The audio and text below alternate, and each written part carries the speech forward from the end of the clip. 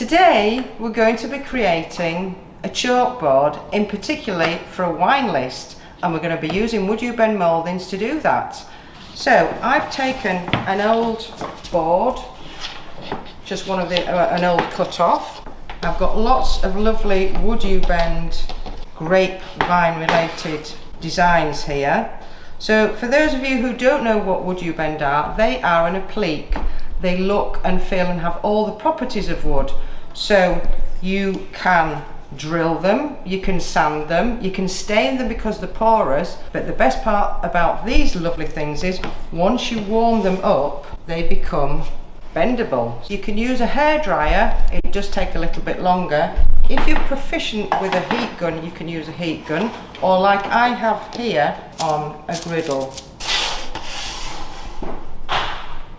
Now it doesn't fit in perfectly, but once I warm the mouldings up, I will fit them into the design.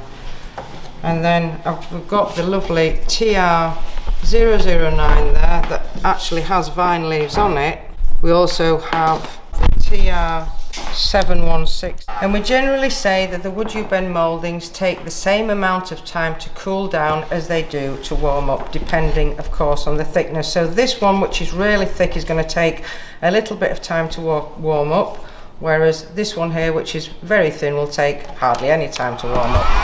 Now the reason we warm the WoodUbend mouldings up before we apply them is you want to really get them nice and warm so that they can bend into the contours of your substrate.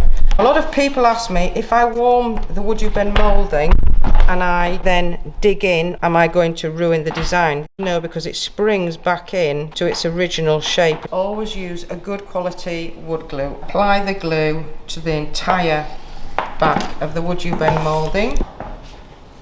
So I'm now sticking down the 2138. You can come in with a baby wipe, an earbud, or like I'm doing here, a wet paintbrush, just to get rid of your excess glue. Once you've got your WoodUbend moulding in place, hit it again with a heat gun and really press down. It consolidates with the designated substrate and you get a really good bond. Exactly the same thing with 2140. Whilst it's still warm, I'm just going to come in with a Stanley knife and chop that off, and then I can move that up there and it looks like a continuation. In between the two designs we've got a bit of a step there, you can see, so I'm going to slice that a little bit, but first I'm going to warm it up again.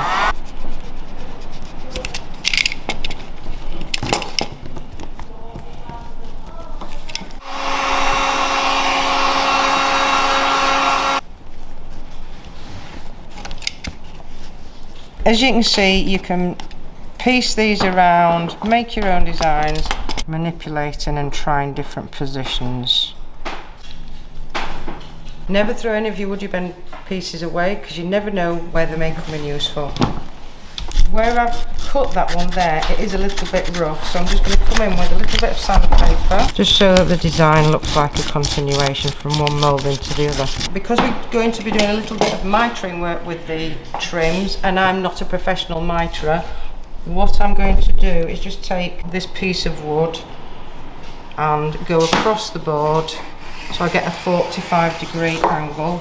That's just going to help me get the trim mitered in the corners nicely. It's now time to apply some trim, and I think I'm going to go for the basket weave. This is design TR716.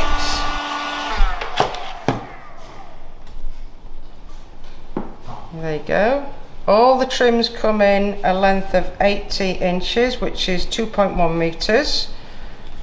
And as you can see, you can bend them. When you're applying trims, you can pop the glue on the designated substrate as opposed to putting the glue on the back of the moulding. It's just personal preference how you want to use them.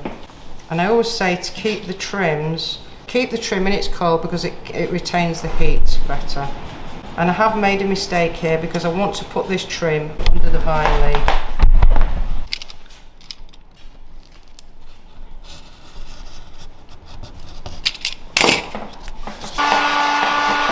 Just ease it off the surface.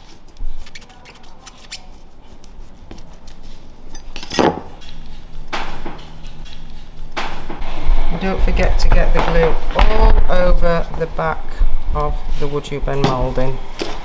That way you're ensuring a great adherence. Press it down and just getting rid of the excess glue. So again, I've warmed the WoodUbend moulding. This is just if you're not sure about mitering. Just lift that out, rake it off, and it's ready to fit onto the surface. I'm just going to pop a little bit of glue on the edges where the two trims are going to meet each other. Again, this glue does dry translucent, so you don't have to be super tidy with it. Cut them short, or you do cut them a little bit crooked, that is okay, because they have the ability to stretch around about 10%. Our new packaging is great for heating your WoodUbend mouldings up and for cutting them on there as well. So from the mitering, I've got these little bits left over here, and I don't want to throw them away, so I'm just going to sand them down a little bit. But you can shave the WoodUbend mouldings.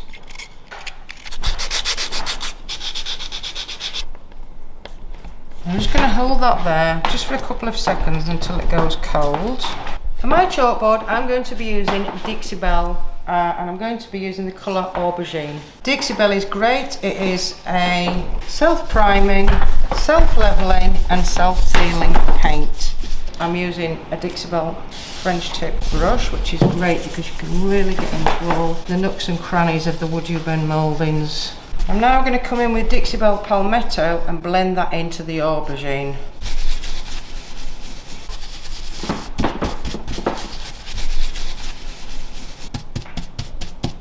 I'm now going to dry brush over with kudzu. I'm just going to come in whilst it's still wet, dry brush. Okay, it's now time for the liquid metal, the Posh Chalk pigments. I've got lemon gold, which is a bit too bright for me. I've also got copper out, so I'm going to be mixing the two up to get like a rose gold effect. Always put your pigments in first. A little goes an awful long way. I'm just going to put one scoop of copper in. So the Posh Chalk Infusor is great because it really does give you a lovely mixture with these pigments, and it's also for external uses as well. So this is the violet in the Posh Chalk pigments, and I'm also going to mix some green Fhthalo.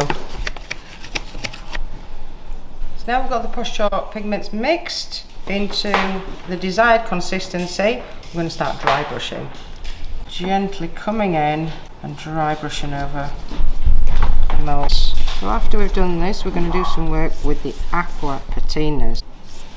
So I'm just using the green Fhthalo now just to come in and brighten the leaves up, and putting some of the violet on now just to get some of these grapes. So to top the project off now, we're going to be using the Posh Chalk Aqua Patinas in green Fhthalo and violet. So the Posh Chalk Aqua Patinas are a water-based gilding cream. You can use your finger or you can use a little paintbrush. And last but not least, we're going to come in and do some of the grapes with the violet Aqua Patina. So now the board is ready to write on.